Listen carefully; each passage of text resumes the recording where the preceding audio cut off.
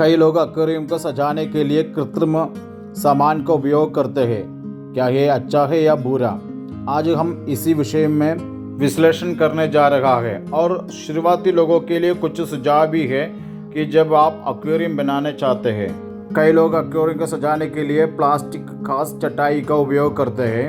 बाजार में कई तरह के एक्वेरियम खिलौने उपलब्ध है जो कम गुणवत्ता वाली सामग्री से बने होते हैं। कुछ लोग प्लास्टिक खास की चटाई का उपयोग करके एक्वेरियम सजावट के विषय पर वीडियो बना रहा है और वो वीडियो वायरल भी हो रहा है। यदि आप इस विधि का पालन करेंगे तो आपकी मछलियां तुरंत बीमार हो जाएगी। ये मेरे कजिन के साथ हुआ था। मैं हमेशा सिफारिश देता हूँ कि कृत्रिम से बचे रहे, प्राकृतिक से नहीं। यदि आप केवल एक रंगीन एक्वेरियम पर विचार करते हैं तो मछली टैंक में ज़्यादा दिन जिंदा नहीं रहेगी। मैं अपने शौक की शुरुआत में एक्वेरियम में एक एक करके कृत्रिम चीज़ों को जोड़ता था। किसी ने मुझे नहीं समझाया था कि यह गलत है और बार बार मछलियाँ खरीदा करता था और बार बार मछली मर जाते थे। चले हम इस भाई के साथ थोड़ा समय बिताएंगे।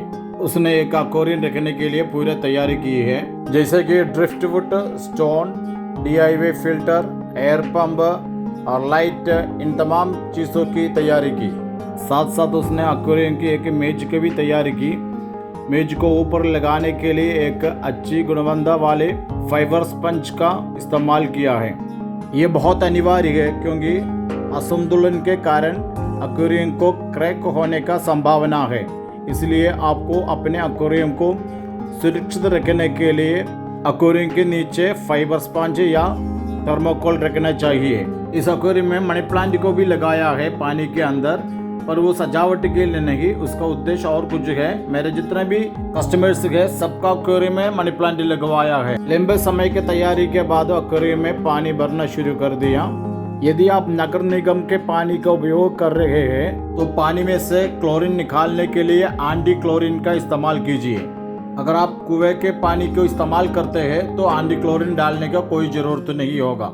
पानी भरने के बाद ये बहुत सुंदर लगता है, लेकिन अब मछली डालने का वक्त नहीं आया है। एक्वेरियम पानी के साइक्लिंग के लिए कुछ दिनों तक छोड़ना है ताकि इसमें लाभकारी बैक्टीरिया का कॉलोनी बन सके। बेनिफिशियल बैक्टीरिया का कॉलोनी आप पहली बार एक्वेरियम में बनाने के एक और सुझाव है मेरे पास।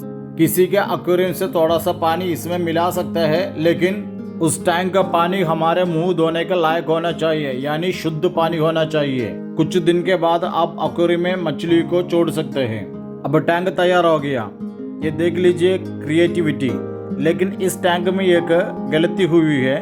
उसमें एक कृत्रिम घास की मैट का इस्तेमाल किया है जो मछली के लिए बहुत हानिकारक है। उसने मेरे से पूछा कि ये नहीं किया था। जब 2 महीने के बाद जब मैंने मिला, इस आर्टिफिशियल ग्रास की मैट को हटाने का फैसला लिया। कृत्रिम ग्रास मैट में कई प्रकार की हानिकारक रासायनिक सामग्री होती है, जैसे इसमें इस्तेमाल किया गया रबर, रंगीन प्लास्टिक इत्यादि तमाम चीज आपकी एक्वेरियम के लिए नुकसानदायक है। ये आपका फिश टैंक में जहर बनकर आपके सारे मछलियों को एक एक करके मार डाल देंगे। इस कृत्रिम चटाई हटाने का एक और रीजन है, इसके नीचे बहुत सारे गंदगियां जम जाते हैं, उसको हम निकाल नहीं पाएंगे और एक्वेरियम में मैट और मैट के नीचे जमे हुए गंदगी की वजह से अमोनिया बढ़ जाएगी और अमोनिया की वजह से सारे मछलियाँ इन्फेक्शन हो जाएगी और एक एक करके मर जाएगी। उस मैट को हटाने के लिए हमें पूरे एक्वेरियम को खाली करना पड़ा।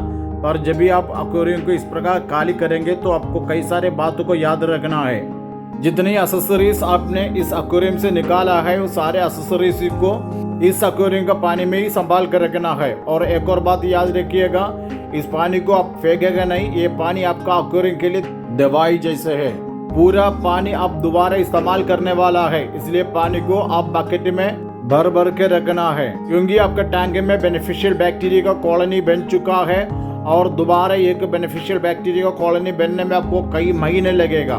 मैं यहाँ पर घास की मैट को हटाकर उस जगह को नदी के रेत और पत्थरों से बदल दिया, जो कि नदी से इकट्ठा किए गए थे।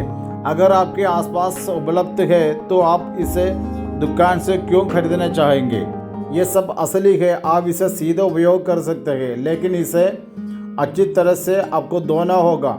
हमने ये रेत और पत्थरों को तब तक धोया जब तक वो पूरी तरह से साफ हो।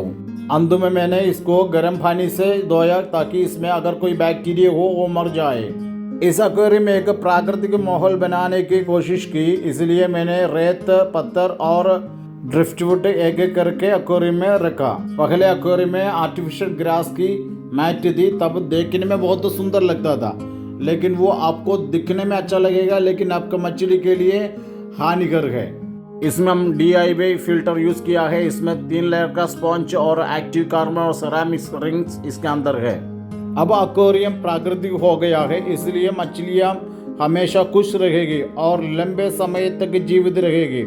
मैं गारंटी देता हूँ कि इसमें मछलियाँ की बीमारियाँ कम होगी और दवाओं की नियमित रूप से उपयोग करने की जरूरत नहीं पड़ेगी। इसलिए जब भी आप अपने एक्वेरियम के साथ जो कुछ भी ऐड करना चाहते हो तो आर्टिफिशियल चीज़ों से दूर रहे, वो सब आपका टैंक के लिए हानिकारक है। 6 महीने पहले लगवाई इस टैंक के बारे में मैंने कल फ़ोन करके पूछा ये वीडियो बनने से पहले अब तक कितना मछली मरा है। उनने कहा केवल एक ही कलर विड़ा है ना, कमाल की बात। इस प्रकार के अनेक वीडियो हमारे चैनल में है। अगर आपको इस वीडियो अच्छा लगा सब्सक्राइब करना ना भूले। धन्यवाद।